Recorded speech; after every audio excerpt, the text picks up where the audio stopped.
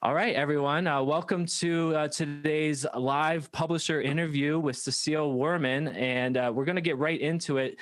We're going to be talking about an article that she wrote, a commentary last week on what's going on in Australia with Google and Facebook paying for news. So, Cecile, first of all, welcome to the webinar. Thank you very much for joining us. Thanks for having me. So I saw this article on Facebook, to be totally fair. I saw the link there and it got my attention that way. So, you know, this is very relevant to all of our publishers. What is happening here? So this article that you wrote, it came across my attention and it just stood out to me right away. So, you know, the headline of the article is "The Australian Case Could Set the Stage." And so, like I said, it just jumped out at me right away because from my perspective, as you know, running this company and being in the intersection between tech and newspapers, this is like, to me, the most important story in the world right now. And it's really, these issues have been present for years. They're finally coming to a head.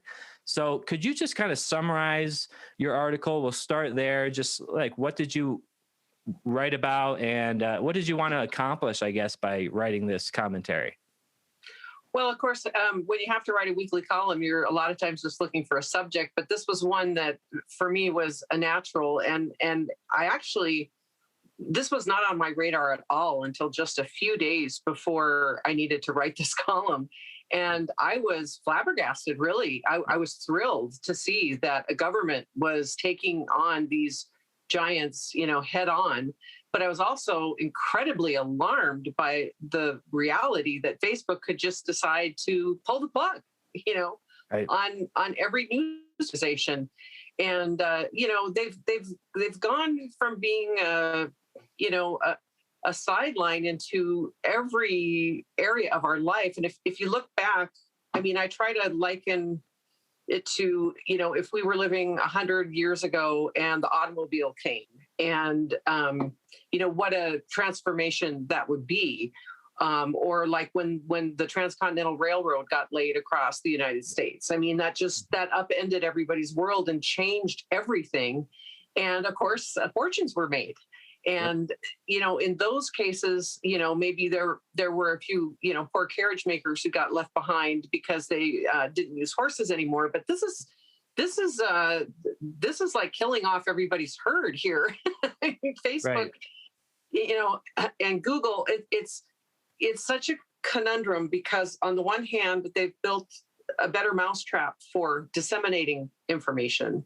But right, by the same token, they're sucking out the value out of what we do and then selling it, selling the attention we help them to generate.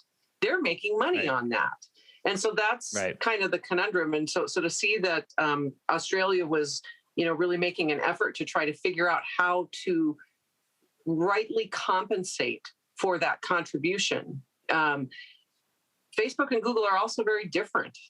You know, I talked about in my column that, you know, Google would basically have nothing if not for the latest articles on any subject you want to search. It's like an online dictionary. right.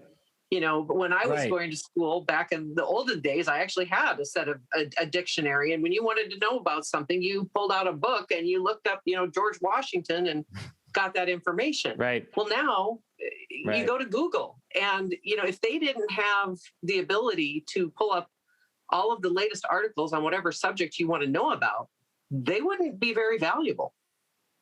And yet we receive nothing for, you know, having our content shown on Google. Facebook is a little different because it's driven by the attention spans and the interests of the readers, but they're still getting value because it's the attention economy.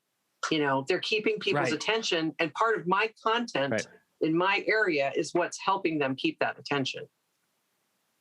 Right, exactly. And the the fact is, I mean, a lot of people, when they go to Google and they do a search or they're scanning through Facebook, they'll see a headline and a teaser and they'll think that's the whole story, and they may not actually click through to the website. So, you know, there's that factor. I don't know who knows what percentage that is. Those are people that we never see come to the site. So, you know, I was looking at your traffic, and you get a lot of traffic from Facebook and from search engines, which is basically Google, right? There's other search engines, but no one uses them as far as I know. And that makes we a are big part of getting your a traffic. value. There's no question, Right. and I reflect that in my column, and that's the argument that Facebook is making, is that, well, hey, look, we're bringing you people that you wouldn't otherwise have, and that is true to an extent, but I don't think it's an equal exchange, because at the same time they're providing that avenue for people to find me, they're also applying weird different algorithms that I don't even understand and wouldn't even know how to deal with, because I can tell you that I have 2 newspapers, the Tioga Tribune and the Journal. We put out literally every HTML story that is on our website.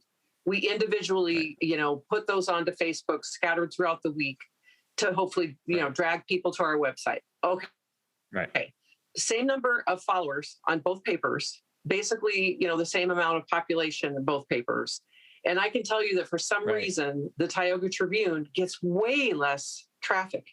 When you look at your stats and you see how many people have seen a particular article, it's like half what the Journal is. And I have no idea why. So there's something outside of my control that is somehow putting the lid on how many people are actually seeing our stuff. And like I say, we have the same number of followers. So it doesn't really seem to make sense. Right.